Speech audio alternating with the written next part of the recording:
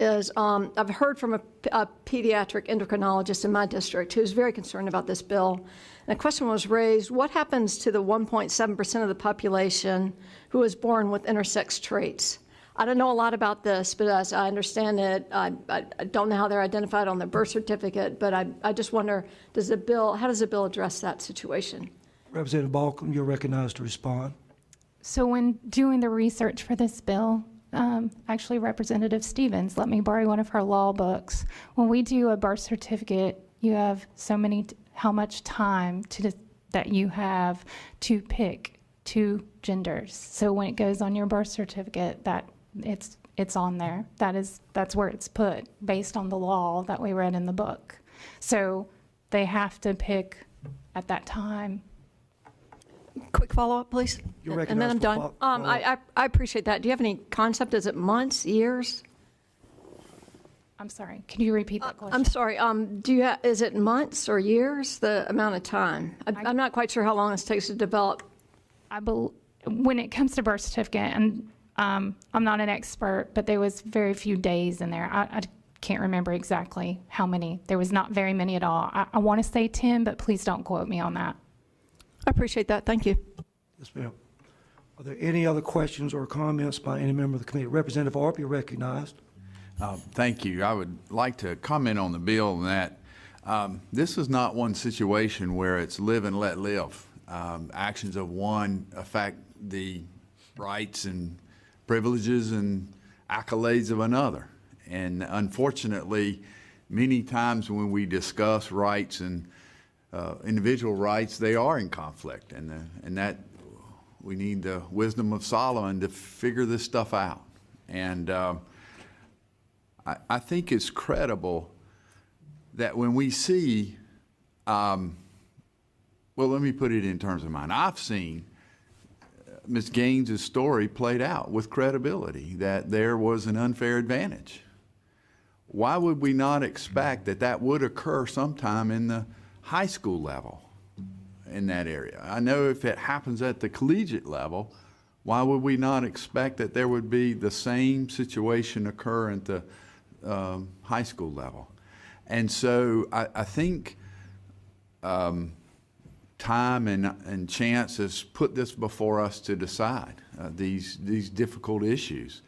And as in fact the bill says, we've passed Title IX to protect women on this stuff, and this is in conjunction with that long-standing principle about fairness. Specifically addresses this issue, and I don't see this as anything but a continuation of that policy set when we passed Title IX, and so I urge your support. Thank you for those comments. Representative Balcom, did you want to respond to the comment by Representative Arp? I would like to respond to a comment, and Representative Perret would like to as well, if that's possible. You're recognized. Chair. So my comment, more or less, is this is needed. We actually had someone hurt in this field. Women are a minority, and we've got to protect women too.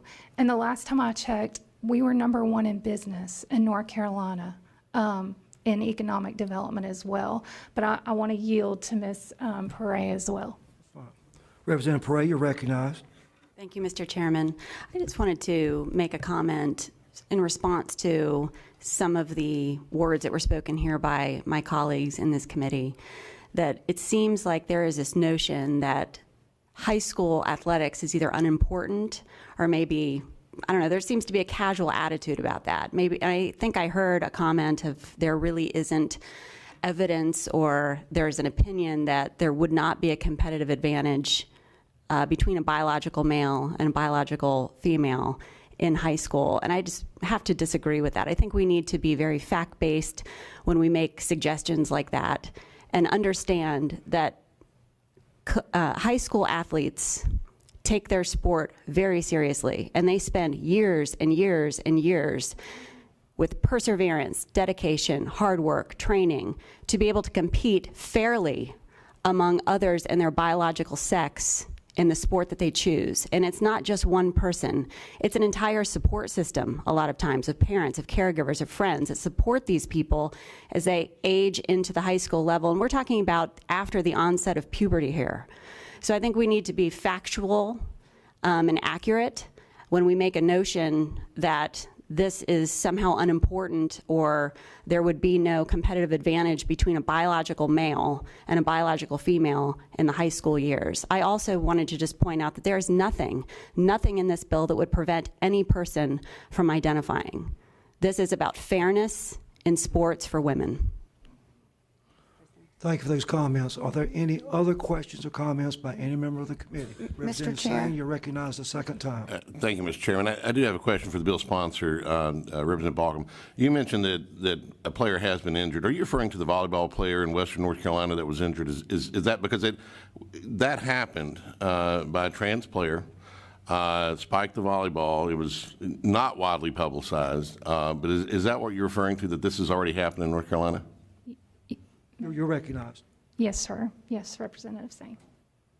Thank you. I just wanted to be clear that as we talk as if this is not happening or there's just some small numbers, this happened in your area, and I think that is, from what I read online and some of the comments and emails that I got about it, people were outraged by it. Thank you for your comments. Representative, I'm sorry, I did not see that you wanted to speak. Representative Baker, you're recognized. Thank you, Mr. Chair, and thank you, Representative Sane, for that comment. So to my friends, and I really do respect the comments that have been put forward, and I think they're important to address. So number one, is this the comment was made that, is this a solution looking for a problem? And to Representative Sane's point, there was a major incident that occurred in North Carolina in October of 2022 in high school, and it was a male, transgender male, who spiked a volleyball into the head of a female playing on the other side of the net. That female suffered concussions and an extended concussion and has ongoing neurological sequelae. The response of that team was then to not play any other, within that conference, was to not play the team against the team which had the transgender player for purposes of safety. So the comment that this may only be impacting one athlete in North Carolina and or one particular incident is not, in fact, at all true. Every athlete that would try and compete has to compete in a certain number of events to qualify for conference and states and other levels. So in fact, that impacts a number of athletes. In addition to the comments about safety, that is exactly what we're trying to achieve. To say that this bill would not advance safety is just not true. So there is the data on this for over 20 years, from 1999 until 2022, there are global data, 4 different data sites would show that despite hormone treatment, after 36 months, strength, lean body mass, and muscle area do not change. So that is what the data is, and that is what the data is around safety. Now, in terms of, do we want everyone to compete, or do we want, again, I'm a child psychiatrist. The fact that we would encumber somebody as, unequal, less than, is nothing this bill is trying to achieve at all. These athletes, whether they are male, female, or transgender athletes, absolutely are welcome to play. And you all may be aware that in Boston, their races now have non-binary categories. So we have co-ed categories, we have non-binary, we have male, and we have female. So the idea is absolutely to allow competition, to allow respectful competition, to allow safe competition. And that's what this bill is to achieve. Thank you. Thank you for those comments. Representative Austin, I'm going to allow you a third opportunity to speak on the bill. Thank you, Mr. Chair. I'll try to be efficient. I just wanted to comment on Title IX, just because very recently, in the last couple of weeks, the U.S. Department of Education has proposed a rule directly on point for this discussion, and it would establish that policies like this one that, quote, violate Title IX when they categorically ban transgender students from participating on sports teams consistent with their gender identity just because of who they are, these types of bans would be in violation of Title IX. It would prohibit these sorts of bills and prohibit explicitly the bill that's before us today. So if we pass this bill and this federal rule goes into effect, which it likely will this spring, we will be in immediate violation of Title IX and expose the state to litigation. Thank you, Mr. Chair. Thank you for those comments. Representative Harris, I'll recognize you also a third time to comment on the bill. And I appreciate that. This is a question that was raised by the point that Representative Sane made and Dr. Baker's response to that. So You're recognized. thank you, Mr. Chair. So I participated in sports in high school and college. I had a concussion. I had a bad collision in a lacrosse game. Concussions happen. It's unfortunate. I appreciate the fact that, and I'm sorry that the child who was playing on the opposing team had a hard hit, but that could have happened with a non-trans girl. I don't think that we should use this as an example of why we should adopt this policy because there was one terrible accident. I just wanted to make that point. Thank you. Thank you for those comments. Is there anyone on the committee other than those that have already spoken who would like to make a question or comment? Representative Jones, I'll recognize you for a second time to comment on the bill. And I actually had a question. Not Yes, sir, you're recognized for a question. Yeah, I want to ask whoever knows the most about this, who's sponsoring the bill, whether the North Carolina High School Association has any rules about this type of situation. And that's what I want to know. Do they have rules now as to trans athletes, whether they can compete on teams to where they crossed over? Representative Balcom, you're recognized. Currently, it is not addressed, no. Any other One questions? other question for Representative Ball. You're recognized for a follow-up. So, may I ask, what do you think of, rather than approaching it from here, letting them set some rules and see how they would handle it? They being the high school association that deals with athletes all the time. So my comment to that is, yes, it was one that got hurt, but that entire team now doesn't want to play. So we have to address this, period. Thank you. Thank you. I'm now going to turn it over to public comment. But before I do, without objection from the committee, on the last bill, 561, that we passed, I would ask, without objection, that staff include in that motion that staff be able to make technical changes as needed. Any objection from the committee to doing that? Staff so directed. Thank you. The first person from the public to speak, Judy Stroud.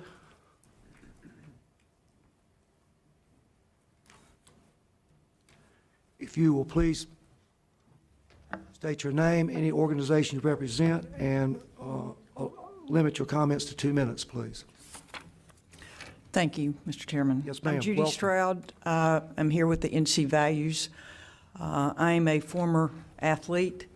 I say former. I was a coach at the collegiate and high school level, and I was an official for 20 years at Division I, and I've been an administrator, supervisor. I've been involved in athletics for 55 years and still active. My whole take on this is don't take my spot.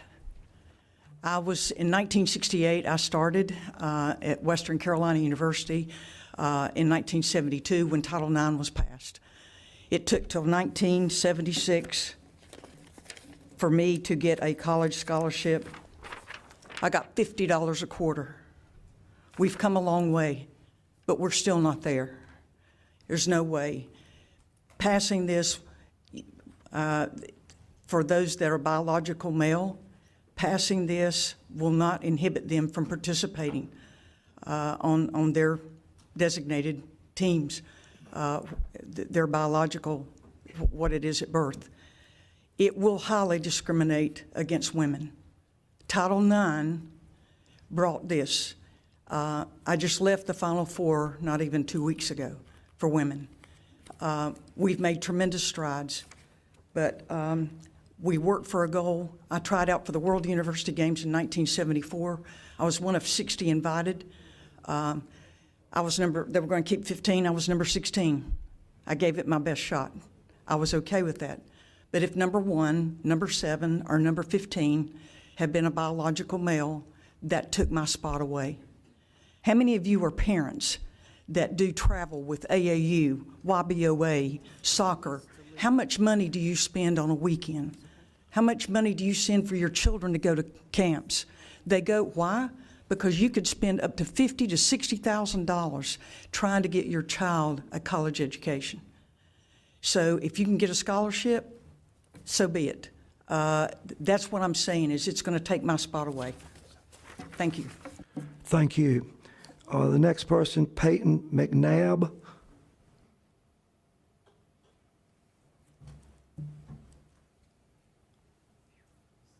If you'll please come to the stadium, state your name and the organization you represent, and please limit your comments to 2 minutes. Hello, my name is Peyton McNabb. I'm a senior at Hiawassee Dam High School in Murphy, North Carolina. Due to the North Carolina High School Athletic Association policy allowing biological males to compete against biological females, my life has been forever changed. On September 1st, 2022, I was severely injured in a high school volleyball game by a transgender athlete on the opposing team. I suffered from a concussion and a neck injury that to this day I'm still recovering from. Other injuries I still suffer from today include impaired vision, partial paralysis on my right side, constant headaches, as well as anxiety and depression. I am unable to play the rest of my volleyball season, and although I'm currently playing softball, I'm not able to perform as well as I know I have in the past because of my injury. My ability to learn, retain, and comprehend has also been impaired, and I require accommodations at school for testing because of this. I could go on and on about how this incident has affected my life, but I'm not here for that. I'm not here for me, because for me, I know that my time playing is coming to an end. I'm here for every biological female athlete behind me, my little sister, my cousins, my teammates.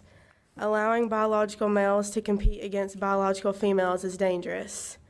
I might be the first to come before you with an injury, but if this doesn't pass, I won't be the last. The North Carolina High School Athletic Association policy states that it allows participation in interscholastic athletics for all students, regardless of gender or gender identification. It is the intent that all students are able to compete on a level playing field in a safe, competitive, and friendly environment, free of discrimination. Clearly, that does not include biological female athletes. My ability to compete was taken from me. Having to play against biological males is not a level playing field and is most definitely not safe. Thank you for allowing me to come and speak on this matter. I pray you do the right thing. God bless. Thank you for your comments. The next person to speak is Barbara Ehardt.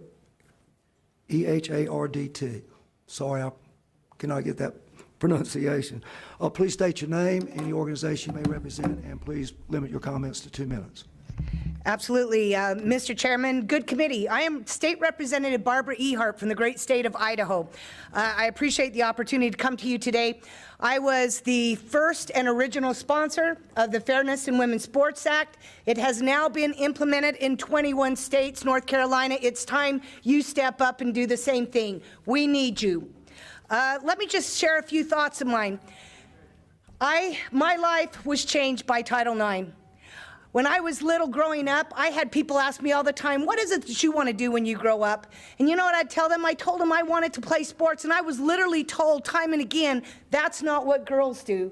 But as Title IX was implemented, I was given opportunities to play not just in high school, but collegiately and on a scholarship. I then went on to have a 15-year Division I women's basketball coaching career at 4 fantastic institutions, UC Santa Barbara, BYU, Washington State, and then as the head coach at Cal State Fullerton. I tell you this because It gives some credentials and background as to why I brought this legislation up in the first place. It was based on my experiences. It wasn't based on anything else. It was based on the fact that our opportunities, for which we had fought hard for 50 years, were being taken away by boys, the very people we had to beg for opportunities 50 years ago. Now, let me just share quickly. With Leah Thomas and June Eastwood, the runner out of University of Montana, had these two athletes decided, rather than their senior year, to go ahead and run and swim and identify as women their freshman year, let me tell you what happened in the collegiate ranks, because collegiately we're a repeat and repeat.